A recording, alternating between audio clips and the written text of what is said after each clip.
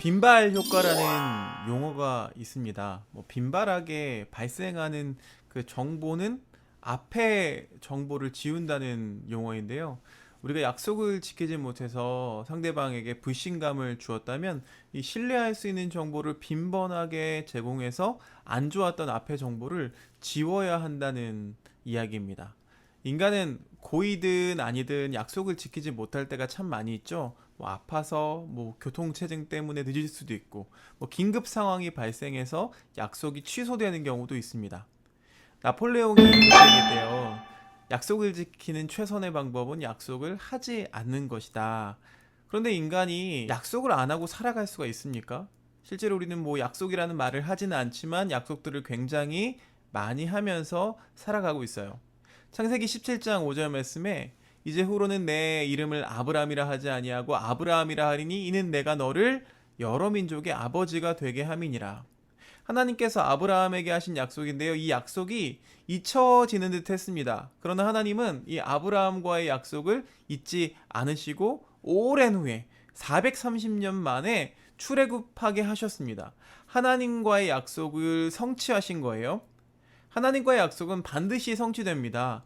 하나님께서 약속을 반드시 성취하는 이유는 하나님은 절대로 잊지 않으시기 때문에 그래요.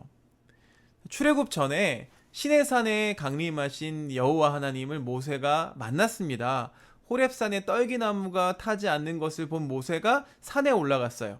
하나님께서 처음 모세를 부르신 후 이제 그에게 주었던 예언이 비로소 성취되는 순간입니다. 출애굽 후에 다시 시내산에서 하나님을 경배하게 될 것이라고 말씀하셨어요. 오늘 본문에 나타난 하나님의 약속은 이런 약속이었습니다. 첫 번째, 제사장의 나라가 되게 하시겠다는 약속이었습니다. 출애굽기 19장 6절 말씀, 너희가 내게 대하여 제사장 나라가 되며. 자, 이 말씀을 주실 때는 이스라엘 사람들이 광야에 있을 때였어요. 아직 나라도 존재하지 않았을 때예요. 그런데 하나님은 이스라엘에게 제사장의 나라가 되게 하겠다고 말씀하시는 거예요. 복습을 잠깐 해볼까요? 하나님께서 아브라함에게 한 약속을 까마득하게 잊고 있을 때에 요셉을 알지 못하는 바로가 왕이 되어서 이스라엘 백성을 말살할 정책을 세웠죠. 그 후에 모세를 통해서 하나님의 약속이 이행되는 거예요. 하나님께서 아브라함과 언약을 맺으신 지 무려 600년 후에 이스라엘 백성과 동일한 언약을 맺으십니다. 흔히 말하는 재언약의 순간이에요. 하나님은 이스라엘 백성들에게 하나님의 소유가 되게 하겠고 제사장의 나라가 될 것이고 거룩한 백성이 될 것이라 라고 말씀하십니다. 하나님의 말씀이 600년 만에 성취되었다는 거죠. 제사장, 여기서 제사장은 예수님의 모형입니다. 예수님은 기름 부음 받은 자로 이 땅에 오셨습니다. 구약에서는 왕, 제사장, 선지자 이 세 가지 직분을 맡은 자가 기름 부음을 받았습니다. 그리스도라고 부르죠.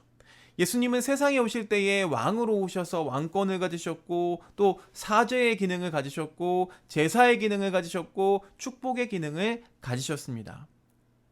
둘째, 하나님의 약속은 거룩한 백성이 되게 하신다고 말씀하셨어요. 너희가 내게 대하여 거룩한 백성이 되리라. 하나님의 또 다른 약속입니다. 거룩한 백성이 된다는 것은요, 세상의 다른 사람들과는 구별된 백성이 된다는 것입니다. 세상 사람과 삶의 모습, 가치관, 세계관이 다른 사람이 되라는 말씀입니다. 거룩한 백성은 삶의 기준이 다른 사람과 달라야 합니다. 하나님의 말씀이 우리 생각의 기초가 되어서 말씀을 통해서 세상을 바라볼 수 있어야 해요.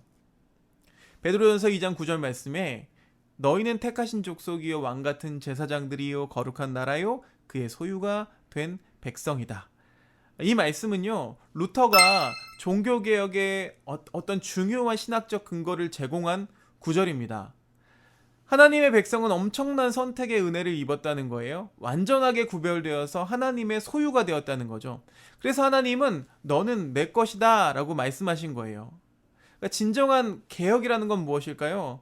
그것은 바로 너는 내 것이다 한 것처럼 우리가 거룩하게 되는 것을 의미합니다. 성결한 삶을 사는 것을 말해요. 세상 사람들과 똑같이 사는 것은 거룩한 백성의 모습이 아니라는 거예요. 이스라엘 백성들의 광야 생활은 이 거룩한 삶의 훈련의 기간이었습니다. 이 시간이 없었으면은요, 요단강도 건너지 못하고 가나안 땅에 들어갈 수도 없었어요. 출애굽은 잠깐이었지만 광야 생활은 그보다 더 긴 40년이 걸렸던 이유이기도 해요. 잠자는 중에 저절로 거룩해지는 사람은 없다라는 말이 있습니다. 거룩해지기 위해서는 끊임없는 기도와 묵상의 훈련을 우리에게 요구합니다. 이런 경건의 훈련이 우리를 거룩하게 만드는 거예요. 광야 생활 40년이 끝나고 가나안에 들어가는 백성들에게 너희 자신을 성결하게 하라. 가나안에 들어가는 마지막 훈련은 성결이었다는 거죠. 거룩함이었다는 거죠. 거룩하지 않으면 들어갈 수가 없습니다. 거룩한 백성이 되리라, 이 말씀은 이스라엘에 대한 약속이기도 하지만 지금 우리에게 주어주신 약속이기도 합니다. 우리가 구별된 백성, 거룩한 나라가 될 것이라고 말씀하십니다. 빈발 효과라는 용어가 있다고 했어요. 빈발하게 발생되는 정보는 앞의 정보를 지운다는 거죠. 약속을 지키지 못해서 불신감을 주었다면 신뢰할 수 있는 정보를 빈번하게 제공해서 안 좋았던 앞의 정보를 지워야 한다는 거예요. 하나님은 빈발하게 발생했던 이스라엘의 죄악도 다시 한번 용서해 주시고 약속해 주십니다. 우리는 늘 약속을 하며 살아가죠. 믿는 우리는 하나님 앞에 또 늘 약속을 하며 살아갑니다.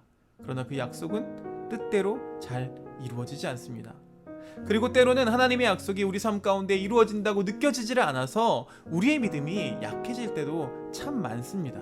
하나님은 언약의 하나님이십니다.